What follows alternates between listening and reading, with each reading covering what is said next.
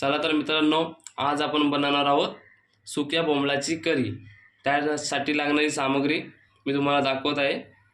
आपल्याला गरम मसाला घ्यायचा आहे, हळद घ्यायचे, तिखट मसाला घ्यायचे, धनिया पावडर घ्यायचे, मालवणी मसाला घ्यायचा आहे, कढीपत्ता घ्यायचा आहे, मिरची घ्यायचे, ही कस्तुरी मेथी आहे, ह्यामध्ये मोहरी आहे, आला लसूण पेस्ट घ्यायचे, ऑइल घ्यायचे। हे बोंबील आहेत। हे बोंबील मी गरम पाण्यामध्ये वॉश करून घेतले जेणेकरून त्याला वास मारू नये। हे कांदा आणि टोमॅटो याची आपण पेस्ट बनवलेली आहे आणि हे बटाटा आहे। आता कढई गरम करत ठेवायची आहे। कढई गरम झाली की त्यामध्ये आपण ऑइल टाकायचं आहे।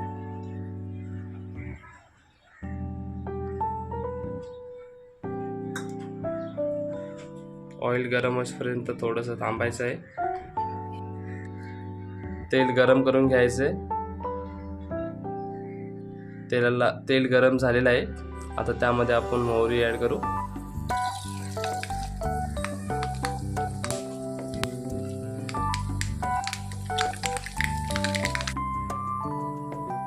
आपण आता त्यामध्ये मिरच्या टाकणार आहोत।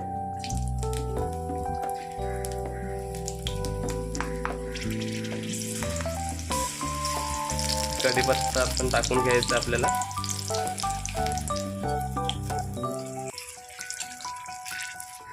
आता आपण जी पेस्ट बनवलेली आहे कांदा आणि टोमॅटोची ती आपण त्यामध्ये टाकून घ्यायचे।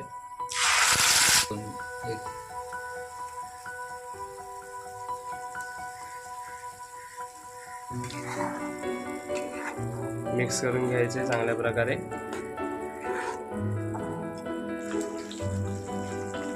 कांदा आणि टोमॅटोची जी आपण पेस्ट टाकले ते चांगल्या प्रकारे आपण मिक्स करून घ्यायचे जेणेकरून त्याला स्मेल नाही मारला पाहिजे करीला। व्यवस्थितरित्या आपण त्याला मिक्स करूया। आता आपण त्यामध्ये अद्रक लसूण पेस्ट जी टाकून घ्यायची।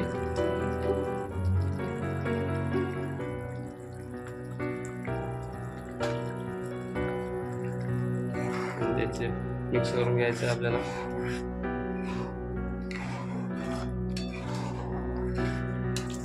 आता चांगल्या प्रकारे आपण हे मिक्स करून घेतलेलं आहे। आता त्यामध्ये आपण मसाले ॲड करणार आहोत। थोडीशी हळद टाकून घ्यायची।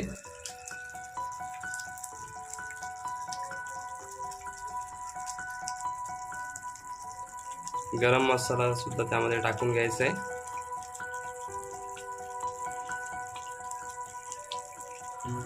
धनिया पावडर वरून थोडीशी टाकून घ्यायची आपल्याला। तिखट मसाला सुद्धा त्यामध्ये टाकायचा आहे।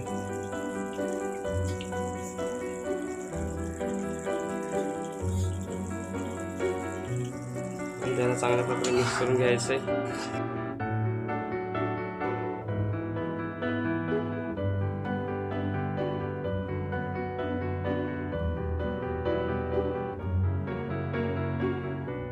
चांगल्या प्रकारे मिक्स करून घेतलेला आहे। आता त्यामध्ये आपण मालवणी मसाला ॲड करून घ्यायचे।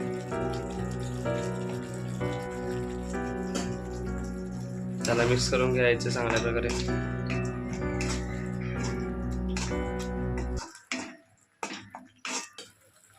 आता आपण पाहतोय सर्व मसाले आपण त्यामध्ये ॲड करून झालेले आहेत। आता आपण त्यामध्ये बटाटा टाकणार आहोत।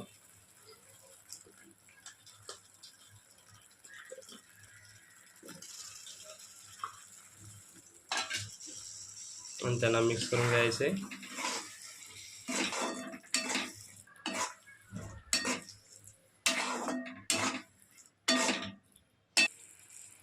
आता चांगल्या प्रकारे मिश्रण करून घेतलेलं आहे। आता आपण त्यामध्ये बोंबील आहेत ते आपण त्यामध्ये मिक्स करणार आहोत।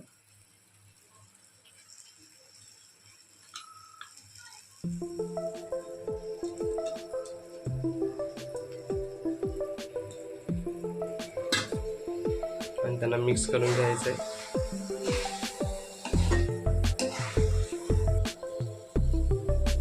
आता बोंबील मिक्स करून झालेले आहेत। आता त्यामध्ये आपण गरम पाणी मिक्स करणार आहोत जेणेकरून त्याची चव नको जायला।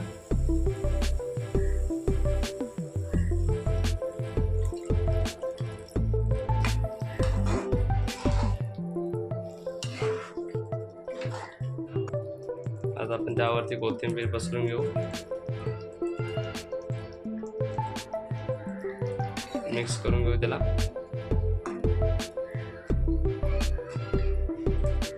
आता 10 मिनिटासाठी आपण त्याला झाकण मारून ते शिजण्यासाठी तसेच ठेवणार आहोत.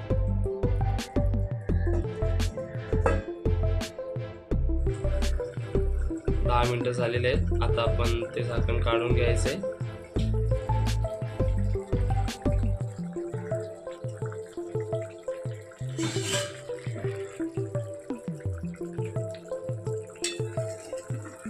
मिक्स करून घ्यायचे.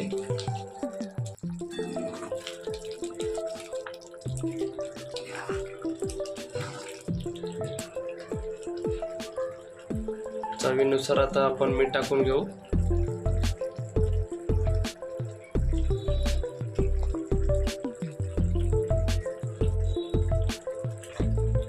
त्याला परत मिक्स करून घेऊ.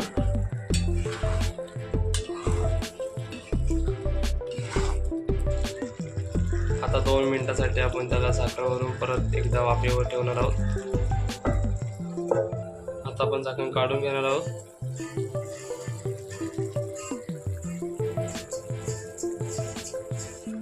अशा प्रकारे आपली आजची रेसिपी कंप्लीट झालेली आहे. जर तुम्हाला ही रेसिपी आवडली असेल तर व्हिडिओला लाईक करा, शेअर करा, कमेंट्स करा आणि चॅनलला सबस्क्राईब करा. धन्यवाद.